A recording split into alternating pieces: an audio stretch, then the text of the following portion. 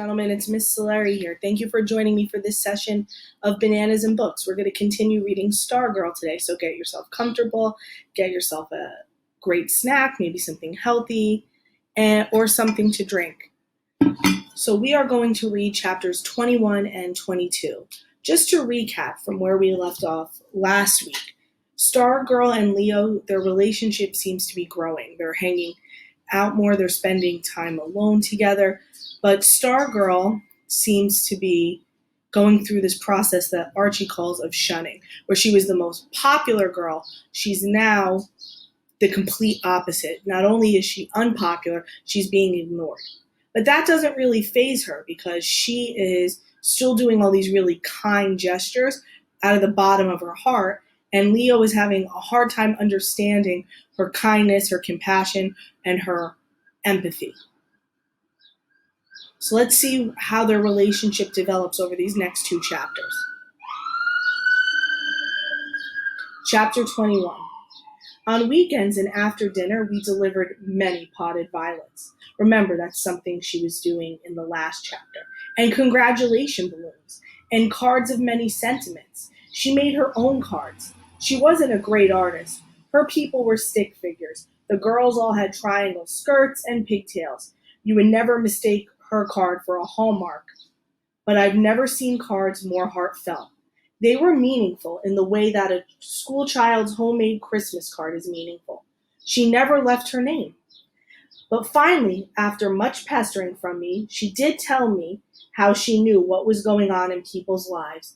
It was simple, she said. She read the daily paper. Not the headlines or the front page or the sports page or the comics or the TV listings or the gossip. What she read were the parts that most people ignored, the parts without headlines and pictures, the boondocks of the paper, the hospital admissions, the death notices, the birthday and wedding announcements, the police blotter, the coming events calendar. Most of all, she read the fillers. I love fillers, she exclaimed. What are fillers? I said. She explained that fillers are little items that are not considered important enough to be a story or to have a headline. They're never more than one column not wide, never more than an inch or two deep. They are most commonly found at the bottoms of pages where the eye seldom travels. If the editors had it their way, they would never use fillers. But sometimes a reporter doesn't write quite enough words, and the story doesn't reach all the way to the bottom. The paper can't have blank space, so the editor dumps in a filler. A filler doesn't need to be news. It doesn't need to be important. It doesn't even need to be read. All it's asked to do is take up space. A filler might come from anywhere and be about anything. It might tell about how many pounds of rice someone eats in a lifetime, or say something about beetles in Sumatra. Or the filler might come from down the street. It might mention that so-and-so's cat is missing, or that someone has a collection of antique marbles. I searched through fillers like a prospector digging for gold, she said. So that's it, I said. You read the papers. No, she said, that's not all. There's also the place where I get my hair cut. I overhear good stuff there. And then there's the bulletin boards. Do you know how many bulletin boards are in town? Sure, I said facetiously. I count them by day. So do I, she said, not kidding. So far, I'm up to 41. Offhand, I couldn't think of one except the plywood roadrunner. What do you learn from bulletin boards? Oh, somebody just opened a business. Somebody lost a dog. Somebody needs a companion. Who advertises for a companion, I said. Who needs one that bad? Lonely people, she said. Old people. Just somebody to sit with them a while.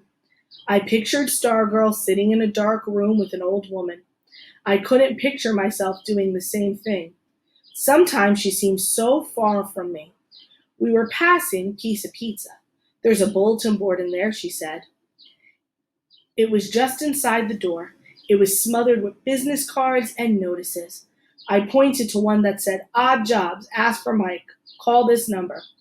So what's that tell you, I said, with more challenge in my voice than I intended. She read it. Well, it could be that Mike lost his regular job and couldn't find anything, so he's hiring himself out. Or he has a regular job, but it's not enough to make ends meet. He's either not very neat or he can't afford a whole piece of paper since he posted it just on scrap. So what would you do for him? I said, oh, I don't know. My parents might have an odd job they need done, or maybe I do, or maybe I'll just send him a card. What kind of card would you get for that? I asked. A keep your chin up card. She poked me. Hey, want to play a card game? I had a feeling she wasn't talking about poker. Sure, I said. She said she invented it. All you need is your eyes and one other person. Pick somebody on the street, the mall, a store, wherever, and I follow them. Say it's her. I follow her for 15 minutes, not a minute more. I time myself. The game is, after 15 minutes of watching her, I have to guess what kind of car she needs. I have to guess what type of card she needs. But how could you get it to her, I said. You don't know where she lives. True. That's as far as it goes. That's why it's just a game. It's just for fun. She snuggled into me. She whispered in my ear, let's play. I said, sure. She said we needed a mall. I usually steered away from the Micah Mall, too many silent treatment kids hanging around there. We drove 10 miles to Redstone Mall. It was a Saturday afternoon. We picked out a woman. Lime green skirt, white sandals. We guessed she was about 40 years old. She was buying a soft pretzel. She carried the pretzel in a little white bag. We followed her into the video store. We overheard her ask her for when Harry met Sally. They didn't have it. She passed Sonoma, then came back and went in. She wandered about, touching pottery with a fingertip, feeling surfaces. She stopped before the dinner plates. She lifted one with a French cafe painted on it. Van Gogh, Stargirl whispered. The lady seemed to think about the plate, even closed her eyes, holding it to her chest with both hands and feeling vibrations. But then she put it back and walked on to Sears. She looked at lingerie, bedclothes. I was uneasy, spying behind a rack of frilly somethings or other. She was flipping through nightshirts when time ran out. Stargirl and I conferred in the corridor. Okay, she said. What do you think? I feel like a stalker, I said. A good stalker, she said. You first, I said. Well, she's divorced and lonely. No wedding ring. Wants somebody in her life, a home life. She wishes she were Sally and her Harry would come along. She would make him dinner and hug him at night. She tries to eat low-fat foods like the pretzel. She works for a travel agency. She took a free cruise last year, but all she met on the boat were creeps. Her name is Clarissa. She played the clarinet in high school, and her favorite soap is Irish Spring. I looked at her boggled. How do you know all that? She laughed. I don't. I'm guessing. That's what makes it fun. So what card would you send her? She put her fingers to her lips. For Clarissa, I would send, while you're waiting for Harry, be good to yourself card. How about you? I would send, I molded over, don't let Harry catch you flicking card. Now it was her turn to be confused, huh? You didn't see her pick her nose, I said, in the video store? Not really. I saw her hand go to her nose like she was scratching. Yeah, or something. She was picking. That's what. She's sneaky, quick, a real pro. She gave me a shove. You're kidding. I held up my hands. I'm serious. She was standing in front of the comedies. Her finger went in and then out, and she carried around. And when she was leaving Suncoast video, when she thought nobody was looking, she flicked it. I didn't see where it landed. I raised my hand and put my left hand over my heart. No lie. She broke out laughing. So loudly I was embarrassed. She grabbed my arm with both hands to keep from collapsing. Mall walkers stared. We carded 2 others that day. A woman who spent her whole 15 minutes feeling leather jackets. We called her Betty. And a man we called Adam because it's Adam's apple, which we renamed Adam's pumpkin. No more pick and flickers. I did have fun. Whether it came from the game or simply being with her, I don't know. I do know I was surprised at how close I felt to Clarissa, Betty, and Adam after watching them, really watching them for 15 minutes. Throughout the day, Stargirl had been dropping money. She was the Johnny Appleseed of loose change, a penny here, a nickel there, tossed to the sidewalk, laid on a shelf or bench. Even quarters. I hate change, she said. It's so jangly. Do you realize how much you must throw away in a year? I said. Do you ever see a little kid's face when he spots a penny on a sidewalk? When her change purse was empty, we drove back home. Along the way, she invited me to her house for dinner. So that's the end of chapter 21. And what we're realizing is some quirks and more characteristics about Stargirl. She's a keen observer. She's not wrapped up in technology or popularity. And now he's going to meet her parents. Archie had claimed the Carraways were normal folks, but I still couldn't imagine Stargirl coming from an ordinary home. I think I expected a leftover hippie scene from the 1960s. Make love, not war. I pictured her mother in a long skirt with a flower in her hair, her father's face framed with mutton chop sideburns saying groovy and right on, and a lot of Grateful Dead posters and psychedelic lampshades. So I was surprised when her mother wore a short and tank top set, and that she was barefoot running a sewing machine. She was making a peasant costume for a play all the way in Denver. Mr. Carraway was on a stepladder painting windowsills. No sideburns. In fact, not much hair at all. The house itself could have been anyone's. Glossy furniture, throw rugs over hardwood floors, Southwest accents, a vase here, a Georgia O'Keeffe print there. Nothing to proclaim, you see, Stargirl came from here. Same with her room. Except for Cinnamon's blue and yellow plywood apartment in one corner, it could have belonged to any other high school girl. I stood in the doorway. What? She asked. I'm surprised, I said. At what? I thought your room would be different. How so? I don't know. More you. She grinned. Stacks of fillers from the newspaper. A secret card-making business operation, she said. Something like that. That's my office, she said. She let Cinnamon out. He scurried under her bed. This is my room. You have an office? Yep. She stuck her foot under the bed. When it came out, Cinnamon was on it. I wanted to have a place all of my own where I could work, so I got one. Cinnamon scampered out of the room. Where is it? I said. She put her fingers to her lips. Secret. Bet I know one person who knows, I said. She raised her eyebrows. Archie. She smiled. He was talking about you, I said. He likes you. He means the world to me, Stargirl said. I think of him as my grandpa. My inspection yielded two curious items. One was a wooden bowl half filled with sand-colored hair. Yours, I said. She nodded. For birds looking for nest materials, I put it out in spring. Been doing it since I was a little girl. I got more business up north than here. The other item was a bookshelf. It was a tiny wagon about the size of my fist. It was made of wood, and it looked like it might have been an antique toy. It was piled high with pebbles. Several other pebbles lay around the wagon wheel. I pointed to it. You collecting stones or what? It's my happy wagon, she said. Actually, it could just be called an unhappy wagon, but I prefer happy. So what's it all about? It's about how I feel.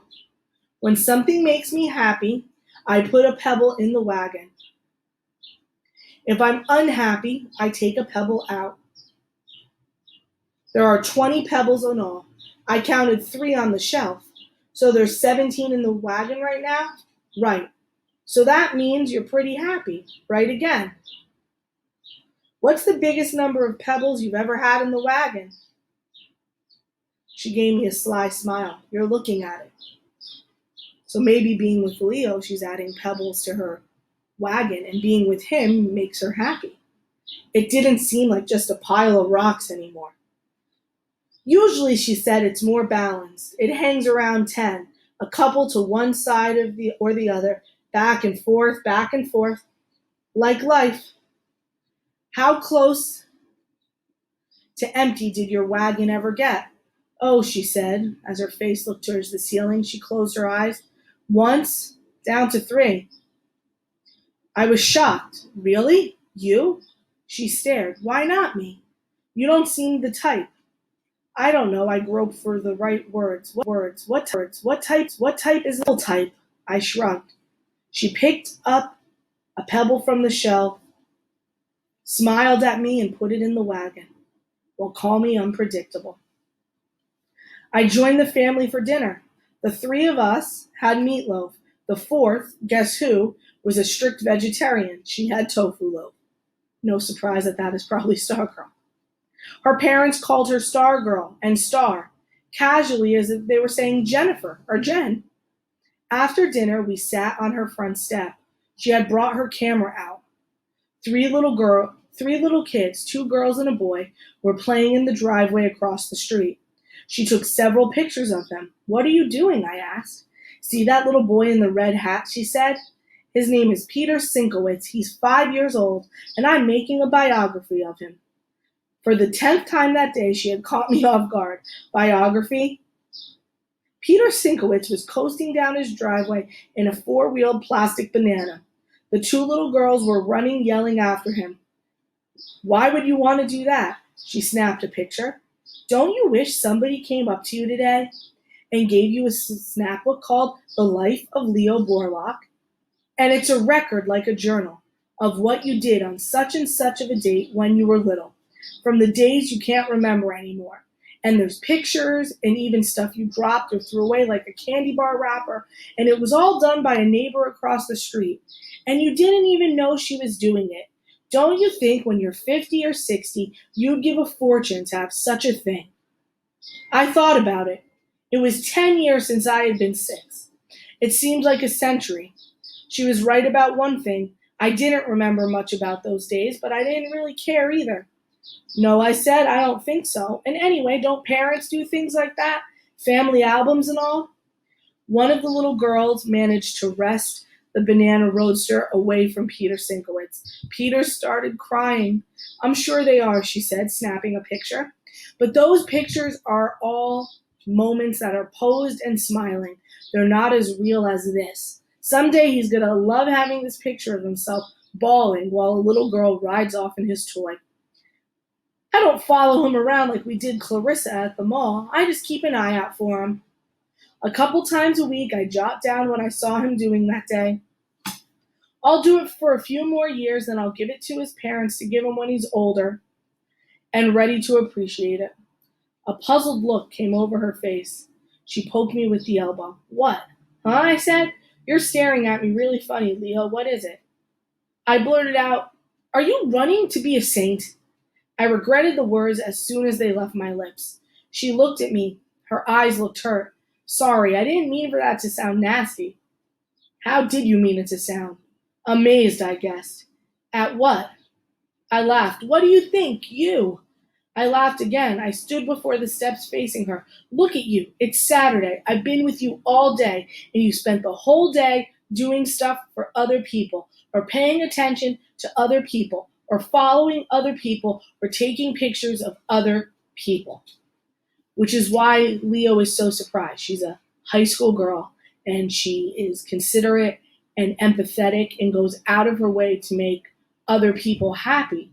And when you're a teenager, that's a very unique and difficult quality to have because we tend to worry most about ourselves and our own happiness. And how we do that in middle school and high school is by trying to just stay the course, go with the flow, fit in. She doesn't fit in at all, and she doesn't seem to care. I'm wondering as our story progresses if that's going to bother Leo. Is she too much of a Stargirl even for him? She looked at me. The hurt was gone from her eyes, but not the puzzlement. She blinked. So I don't know what I'm saying. Sounds like you're saying I'm obsessed with other people, Leo. Is that it? Maybe it was the angle, but her fawn eyes looked at me, seemed larger than ever. I had to make an effort to keep my balance. because I might have fallen into her eyes. You're different, I said, that's for sure. She batted her eyelids and gave me a flirty grin. Don't you like different? Sure I do, I said. Maybe a little too quickly I said it. A look of sudden discovery brightened her face. She reached out with her foot and tapped my sneaker. I know what your problem is. Really? I said, what? You're jealous. You're upset because I paid all this attention to other people and not enough to you. Right, I sniffed. I'm jealous of 5-year-old Peter Sikowitz. She stood. You just want me all to yourself, don't you? She stepped into my space. The tips of our noses were touching. Don't you, Leo? Her arms were around my neck. We were on the sidewalk in front of her house, in full view. What are you doing? I said. I'm giving you some attention, she cooed. Don't you want some attention? I was losing my battle for balance. I don't know, I heard myself say. You're really dumb, she whispered in my ear. Yeah? Yeah. Why do you think there's 18 pebbles in my wagon? And then the last remaining space between our lips was gone, and I was falling into her eyes right there on Palo Verde Drive after dinner. And I could tell you, that was no saint kissing me. And that's the end of chapter 23, and we're ending with their first kiss. Does this mean they're going to really start dating, be boyfriend and girlfriend? Is he ready to have a girlfriend as unique and as free-spirited and as empathetic and as non-conforming as Stargirl? Because Leo is shy.